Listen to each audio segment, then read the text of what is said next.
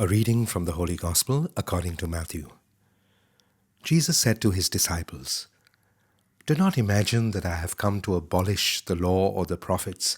I have come not to abolish them, but to complete them. I tell you solemnly, till heaven and earth disappear, not one dot, one little stroke shall disappear from the law until its purpose is achieved. Therefore, the man who infringes even one of the least of these commandments and teaches others to do the same will be considered the least in the kingdom of heaven. But the man who keeps them and teaches them will be considered great in the kingdom of heaven. For I tell you, if your virtue goes no deeper than that of the scribes and Pharisees, you will never get into the kingdom of heaven. You have learned how it was said to our ancestors, 'You must not kill, and if anyone does kill, he must answer for it before the court.' But I say this to you, anyone who is angry with his brother will answer for it before the court. If a man calls his brother fool, he will answer for it before the Sanhedrin. And if a man calls him renegade, he will answer for it in hellfire. So then, if you are bringing your offering to the altar, and there remember that your brother has something against you, leave your offering there before the altar. Go and be reconciled with your brother first, and then come back and present your offering. Come to terms with your opponent in good time, while you are still on the way to the court with him. Or he may hand you over to the judge, and the judge to the officer, and you will be thrown into prison. I tell you solemnly, you will not get out till you have paid the last penny. You have learnt how it was said, 'You must not commit adultery.' But I say this to you, if a man looks at a woman lustfully, he has already committed adultery with her in his heart.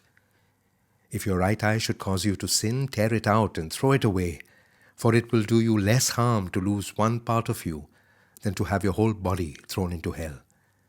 And if your right hand should cause you to sin, cut it off and throw it away, for it will do you less harm to lose one part of you than to have your whole body go to hell. It has also been said, anyone who divorces his wife must give her a writ of dismissal. But I say this to you, everyone who divorces his wife, except for the case of fornication, makes her an adulteress, and anyone who marries a divorced woman commits adultery. Again, you have learned how it was said to our ancestors, 'You must not break your oath, but you must fulfill your oaths to the Lord.' But I say this to you, do not swear at all, either by heaven, since that is God's throne, or by earth, since that is his footstool, or by Jerusalem, since that is the city of the great king. Do not swear by your own head either, since you cannot turn a single hair white or black. All you need say is yes, if you mean yes, no, if you mean no. Anything more than this comes from the evil one." The Gospel of the Lord.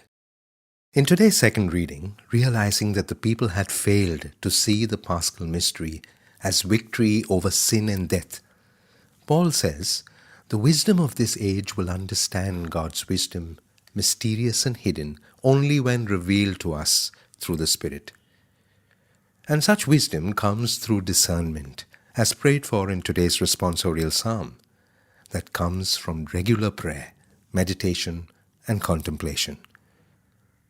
In today's Gospel, through a series of antitheses, you have heard it said, but I say to you, Jesus challenges the people to go beyond a minimalistic approach of avoiding acts judged sinful by the law, like killing, adultery, divorce, taking oaths, and other such. He urges them to look at the root of the sin, at the seemingly inoffensive thoughts and feelings that actually lead to sinful acts.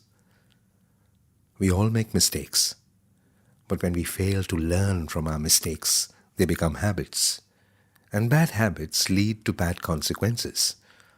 The first reading cautions us, before man are life and death, good and evil, whichever he chooses shall be given him.